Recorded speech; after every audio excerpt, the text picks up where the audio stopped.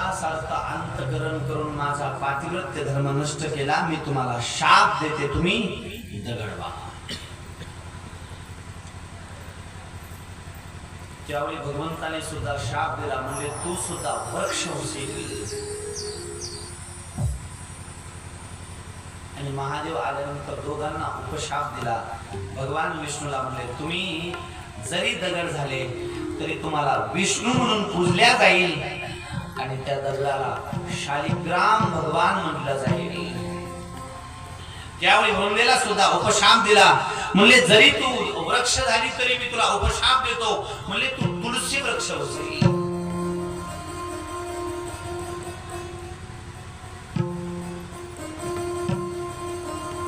आणि सगळ्यात जास्तीची प्रिय तो भगवान विष्णूला राहशील. भगवान विष्णूला तू अति प्रिय राहशील. म्हणून तेव्हापासून मला तुळशी वृंदावनामध्ये शालिग्राम भगवान आणि तुळशीच्या पूजेचं महत्व आहे.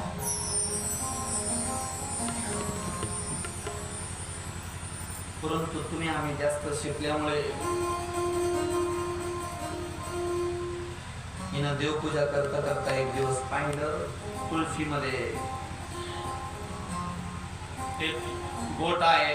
तिला वाटलं हा महादेवच आहे. आणि ही थोडी शिकलेली होती, ती म्हणली माझ्या सासूबाईला चांगला महादेव भेटला नाही. ही गेली डायरेक्ट मुदखेडला वडाऱ्याकडे आणि हिने मस्त महादेव बनवून आणला आणि तो महादेव तुळशीत नेऊन ठेवला. तुळशी बरोबर शालिग्राम भगवंताच्या पूजेचं महत्व. शालिग्राम भगवान, तुळशीमध्ये शालिग्राम भगवान ठेवण्याचं शास्त्र आहे. तुम्ही काय ठेवलं? महादेव.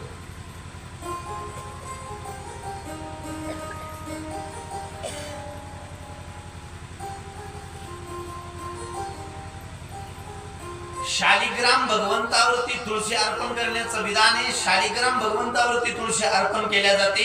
शालिग्राम भगवंताला आणि तुळशीच्या पूजनाचं खूप मोठं महत्व आहे. म्हणून पुराणामध्ये वर्णन आलं, तुळशी जवळ शालिग्राम भगवान ठेवा.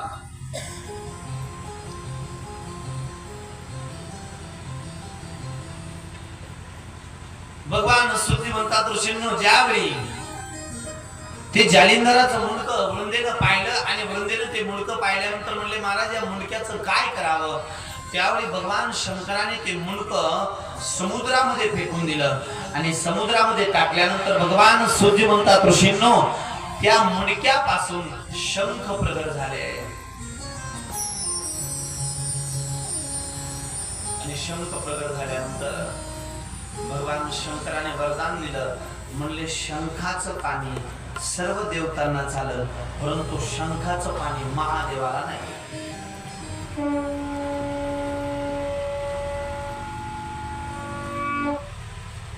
शंखाचं पाणी कृष्णाला चालतं, रामाला चालतं, दत्ताला चालतं. शंखामधलं पाणी महादेवाला चालत नाही. म्हणून शंखाच्या पाण्याने शालिग्राम भगवंताला तुम्ही स्नान घालू शकता. शालिग्राम भगवंताला शंखाच्या पाण्याने स्नान घातलं तर अति पुण्य प्राप्त होईल.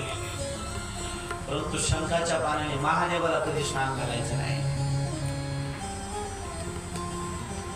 महापुराणामध्ये वर्णन आलं, ज्या घरामध्ये कायम अस्वस्थता वाटते, कायम परेशानी वाटते, अशा घरामध्ये शंखाची पूजा, शंख पूजा. पुराणामध्ये वर्णन आलं, घरामध्ये जर कोणी आत्महत्या केली असेल आणि त्या जागेत जर तुम्ही राहत असाल तर त्या दोषातून मुक्त होण्याकरता शंख पूजा करा. म्हणून देवघरामध्ये पूजेचा शंख वेगळा मिळतो आणि वाजवण्याचा शंख वेगळा मिळतो. दोन शंख मिळतात, एक दक्षिणवर्ती आणि एक उत्तरवर्ती. एक वाजवण्याचा शंख आणि एक पूजेचा शंख.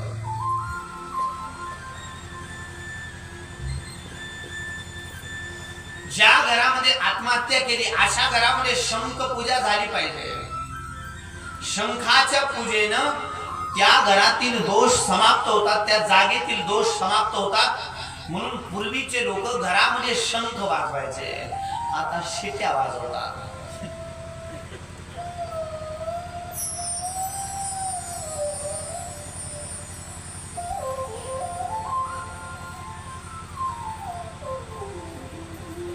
आतापर्यंत मुलं वाजवत होते, मला